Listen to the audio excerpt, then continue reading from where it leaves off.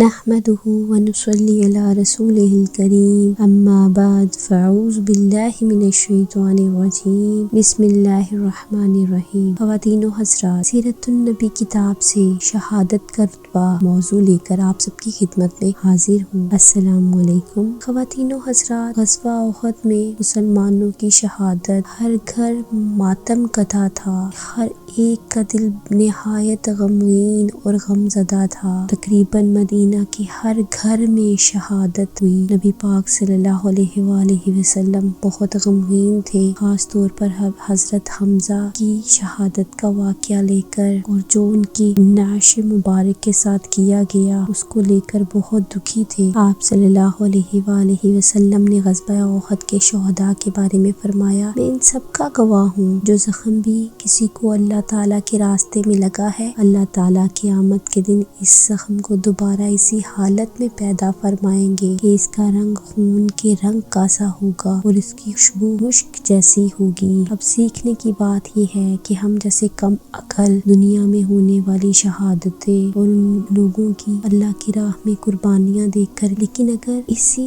منطق کے تحت شہادت کا رتبہ ہماری نوجوان نسل سے کہیں ناپید ہوتا جا رہا ہے، کسی کو شہید ہونے کا شوق نہیں رہا۔ بہت کم چٹکی بھر مسلمان ایسے ہیں جو اب بھی اس کام میں لگے ہیں، لیکن اگر ہماری نوجوان نسل شہادت کے اس رتبے کو جان لیتی تو آج غزہ میں مسلمان اکیلے نہ لڑ رہے ہوتے۔ ہماری حکومتیں اس طرح سے خاموش بیٹھی ہیں۔ اگر ہماری نوجوان نسل کو پتہ چل جاتا کہ شہید ہونا کتنا افضل کام ہے، جان تو چلی ہی جانی ہے، ایک دن ہر انسان نے مر جانا ہے، اگر اللہ کی راہ میں شہید ہو کر دنیا سے جائیں تو آگے کی نعمتوں کے بارے میں سوچیں جو بہت بلند ہے۔ غزوہ احد میں شہید ہونے والے صحابہ میں حضرت جابر رضی اللہ تعالیٰ عنہ کے والد عبداللہ رضی اللہ تعالیٰ عنہ بھی تھے۔ حضور نبی کریم صلی اللہ علیہ وآلہ وسلم نے حضرت جابر رضی اللہ تعالیٰ عنہ سے فرمایا، اے جابر، کیا میں تمہیں ایک بات نہ بتاؤں؟ اور وہ یہ ہے کہ جب بھی اللہ تعالیٰ کسی شہید سے کلام فرماتا ہے تو پردوں میں سے کلام فرماتا ہے، لیکن اس ذات حق نے تمہارے باپ سے روبرو کلام فرمایا اور فرمایا، مجھ سے مانگو میں عطا کروں گا۔ انہوں نے کہا، اے باری تعالیٰ، مجھے پھر دنیا میں لوٹا دیا جائے تاکہ وہاں پہنچ کر میں ایک بار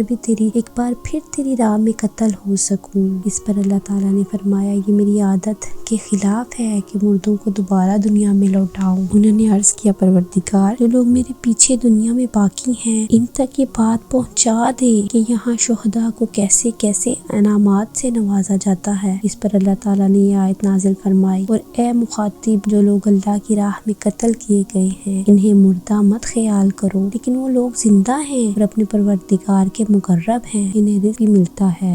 حضرت صلی اللہ علیہ وآلہ وسلم بنی دینار کی ایک عورت کے پاس پہنچے۔ اس عورت کا شوہر، باپ، بھائی اس غزوہ میں شہید ہوئے تھے۔ ایک روایت کے مطابق ان کا بیٹا بھی شہید ہوا تھا۔ جب لوگوں نے یہ خبر سنائی تو انہوں نے فوراً پوچھا، رسول صلی اللہ علیہ وآلہ وسلم کا کیا حال ہے؟ لوگوں نے بتایا، اللہ کا شکر ہے، آپ بخیر و عافیت ہیں۔ اس پر عورت نے کہا، میں آپ کو اپنی آنکھوں سے دیکھ لوں؟ پھر جب انہوں نے آپ کو آتے دیکھ لیا تو بولی، آپ خیریت سے ہیں تو ہر مصیبت چھوٹی ہے، یعنی اب کسی غم کی کوئی اہمیت نہیں۔ غزوہ احد میں حضرت قتادہ بن نعمان رضی اللہ تعالیٰ عنہ کی آنکھوں میں زخم آ گیا تھا، یہاں تک کہ ان کی آنکھ ڈھیلے سے باہر نکل کر لٹک گئی تھی۔ لوگوں نے اسے کاٹ ڈالنا چاہا۔ اس بارے حضور نبی کریم صلی اللہ علیہ وسلم سے پوچھا، آپ صلی اللہ علیہ وسلم نے فرمایا، کاٹو نہیں۔ پھر انہیں اپنے پاس بلایا اور ان کی آنکھ اپنے ہاتھ مبارک میں لے کر ہتھیلی سے اس کی جگہ پر رکھ دی۔ پھر یہ دعا پڑی، اے اللہ، اس کی آنکھ کو ان کے حسن اور خوبصورتی کا ذریعہ بنا دے، اور ان کی آنکھ پہلے سے بھی زیادہ تیز ہو گئی۔ حضرت قتادہ رضی اللہ تعالیٰ عنہ کو کبھی آنکھ کی تکلیف ہوتی تو دوسری میں ہوتی، اس آنکھ پر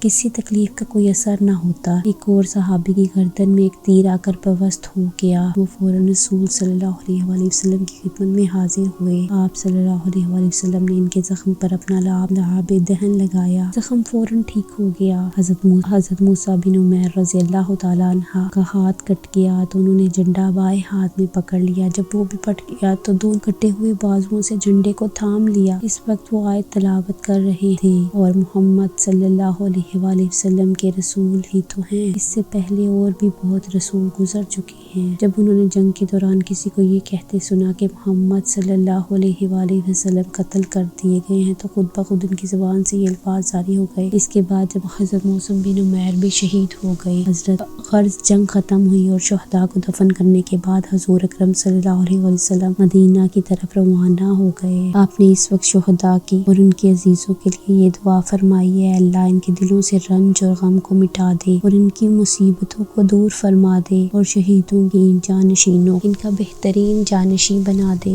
غزوہ احد میں 70 کے قریب مسلمان شہید ہوئے۔ مرنے والے مشرکوں کی تعداد مختلف بتائی جاتی ہے۔ جب اللہ تعالیٰ کے رسول مدینہ منورہ پہنچے تو مسلمانوں کی شکست پر منافقوں اور یہودیوں کی زبانیں کھل گئیں۔ کھلے عام مسلمانوں کو برا کہنے لگے، خوشی سے بغلیں بجانے لگے۔ ان لوگوں نے نبی کریم اکرم صلی اللہ علیہ وسلم کی شان میں گستاخانہ کلمات بھی کہے۔ مثلا وہ کہتے تھے محمد صرف حکومت کرنے کے شوقین ہے، آج تک کسی نبی نے اس طرح نقصان نہیں اٹھایا جس طرح انہوں نے اٹھایا ہے، خود بھی زخمی ہوئے اور اپنے اتنے ساتھیوں کو بھی مروایا، معاذ اللہ۔ کبھی کہتے تمہارے جو ساتھی مارے گئے ہیں اگر وہ ہمارے ساتھ رہتے تو اس طرح اپنی جانیں نہ گواتے۔ حضرت عمر رضی اللہ تعالی عنہ تک ان کی یہ باتیں پہنچی تو انہیں بہت غصہ آیا۔ انہوں نے حضور نبی کریم صلی اللہ علیہ وسلم سے عرض کیا، اے اللہ کے رسول آپ ہمیں ان لوگوں کو قتل کرنے کی اجازت دے۔ یہ سن کر آپ صلی اللہ علیہ وسلم نے ارشاد فرمایا کہ یہ لوگ یعنی منافق ظاہر میں مسلمان نہیں ہیں، کیا یہ کلمہ نہیں پڑھتے کہ اللہ کے سوا کوئی معبود نہیں اور یہ کہ میں اس کا رسول ہوں؟ حضرت عمر رضی اللہ تعالی عنہ نے عرض کیا، بے شک کرتے ہیں، لیکن یہ لوگ ایسا تلوار کے خوف سے کرتے ہیں۔ اب ان کی حقیقت ظاہر ہو چکی ہے کہ دلوں میں جو کینہ اور فساد ہے وہ سامنے آ گیا ہے۔ یہ سن کر آپ صلی اللہ علیہ وسلم نے فرمایا، جو شخص اسلام کا اعلان کرے چاہے ظاہری طور پر ہی کرے جس کے قتل کی ممانعت کر دی گئی۔ غزوہ احد کے دوسرے ہی روز صبح سویرے نبی کریم صلی اللہ علیہ وسلم کا قاصد مدینہ منورہ میں یہ اعلان کر رہا تھا، مسلمانوں قریش کا تعاقب کرنے کے لیے تیار ہو جاؤ۔ اسی کے ساتھ میرا آج کا موضوع اختتام پذیر ہوتا ہے۔ کل نئے موضوع کے ساتھ آپ سب کی خدمت میں حاضر ہوں گی۔ ایک تک کے لیے اللہ حافظ۔